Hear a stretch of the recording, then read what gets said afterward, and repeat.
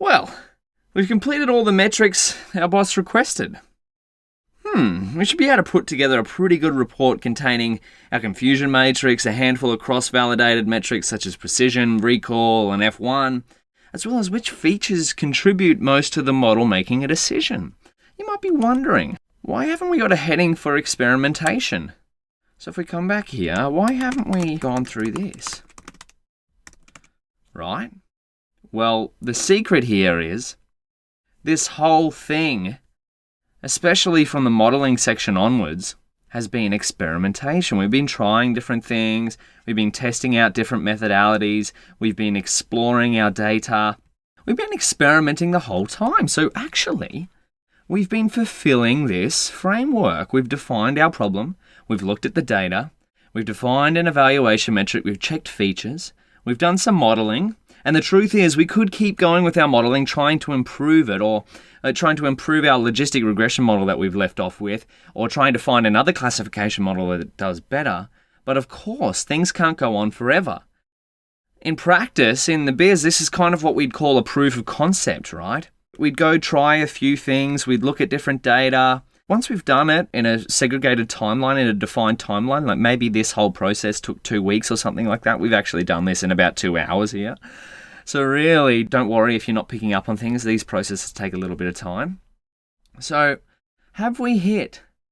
This is where we'd probably revisit our evaluation metric to kind of decide whether we're going to push forward, or do we have enough time? We might talk to the client, we might talk to the business we're partnering with, we might talk to some of our colleagues and go, hey, we've tried a few things, but we still haven't reached our evaluation metric of at least 95% accuracy of predicting whether or not a patient has heart disease during the proof of concept. This is kind of where you get to in machine learning, right? As you work through these processes, and there's really no stop to it. And that's what makes it also hard. Well, in our case, we didn't get to 95%, but we did get pretty close, right? We did get to 90% or so accuracy with our logistic regression model, wherever it is, somewhere up here, just over there. So its accuracy, that was about 88%. When we cross-validated. So what could you try next? You might be thinking, once you get to this point, you're like, oh, well, I didn't fulfill the evaluation metric. Is everything we've done wasted? No. Well, what we found out in this case, we've shown what doesn't work, at least with the current data that we have, at least with the models that we've had. We've figured out what doesn't work, which is just as valuable as figuring out what does, because now we know, okay, we can try something new. All right. Well, this is really where step 6 comes into its own. So this is where you'd go starting to do your own research, starting to search up different ways of doing different classification problems, building out improved models, different ways of looking at data. What you might ask yourself is, here, if you haven't hit your evaluation metric yet, ask yourself some things like, could you collect more data? Because remember, machine learning models love to learn on more data, so could you collect more samples? Right now we've got about 303 or so of patient samples. Could you double that? Potentially. Maybe you have to talk to a subject matter expert, maybe you have to talk to a doctor, or go back to the client you're working with or whatever project you're on and go, hey, is there any way we could get more data to enrich this data set? Or could you try a better model? You might be asking, well, we've used a logistic regression model and I've looked at here, where is it? The scikit-learn map. There aren't too many that we could try again. That's where you might have to start doing some research. You might have to look into something like CatBoost. We won't cover for now. I'll just plant the seed.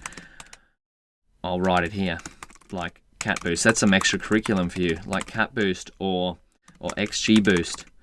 These are things you might want to look up. Right, so you might want to search those two things. What else is there? Well, okay, if we have tried a logistic regression model, and could we improve it? So could we improve the current models? In brackets, beyond what we've done so far. So maybe we've done a little bit of hyperparameter tuning using grid search CV or randomized search CV. So maybe we want to try a little bit more, see if we can squeeze a couple of percentage points of accuracy out. Again, you might be thinking, well, this doesn't seem very structured. And the truth is that it's not. It's all about minimizing your time between experiments and machine learning. So let's say we did meet our evaluation metric. If we did, so if our model is good enough, how could you export it and share it with others? So maybe we go here, scikit-learn how to export a model. And then we'd go here, model persistence. So say we did want to send a model to a colleague or a client or something like that. You might want to look up here, how to send a model. We've done this in the scikit-learn section. So if we go here, if your model is good enough, you have hit your evaluation metric. How would you export it and share it with others, right? So the real takeaway point here, the key to remember is we've gone through this entire framework now. We've got some data, we've defined a problem, we've explored that data, we've defined an evaluation metric, we've looked at the features of our data, we've done a bunch of machine learning modeling, and really this whole process has been an experiment, and we've used the tools that we've learned so far, all within one beautiful Jupyter notebook. And now, the final takeaway is that there is no real answer to what you could do next. It's up to you to ask questions and to start figuring these things out, to start searching, to not be afraid to be wrong. That is the biggest thing that will hold you back in machine learning. If you don't ask questions, if you don't go through things like this, or if you don't reach out to other people, if you don't ask the community, if you don't look on Stack Overflow, if you don't find examples, you're not going to improve. Finishing off this project, what you could probably do as an extension is to ask these questions here. Maybe we can't collect more data because the data set is fixed, but we could potentially try a better model like CapBoost or XGBoost. That's maybe something you could try. And you could also try to do some research on how we could improve the current models using hyperparameter tuning. But congratulations, you've just finished. If you're following along, you've just gone end to end on a complete machine learning classification problem. Isn't that amazing? Predicting heart disease using machine learning. I hope you're starting to see, actually, this is probably the more important point. Rather than going on to what's next, if you've followed through with this and you're still wondering, you're going, holy goodness, Daniel, there is so much here. I don't know how I could remember all of this. Do not worry, because I'm still in that position, right? Even working as a machine learning engineer, I still run through that every single time. Like, oh, what can I do? I always end up on rabbit hole searches like this and then bring it back into a notebook. And trust me, the first time you build a notebook, like something like this for a machine learning problem, it probably won't look like what we've got, right? Ours is pretty neat, right? So it's pretty structured. It goes through the framework step by step. Your first time, it will probably have things all over the place, and that's good. That's good because it means you're trying new things. What can you do from here? Check out this code, or it'll all be in the resources section. It'll all be in an attachment somewhere that you can access. Go through it. If you can find another classification data set somewhere on the internet, you can find those pretty easy. So classification, machine learning data set. You can find a whole bunch. So data sets, UCI machine learning repository. That's what we found the heart disease data set right back in the beginning. That's where we found this. Maybe you could find some more.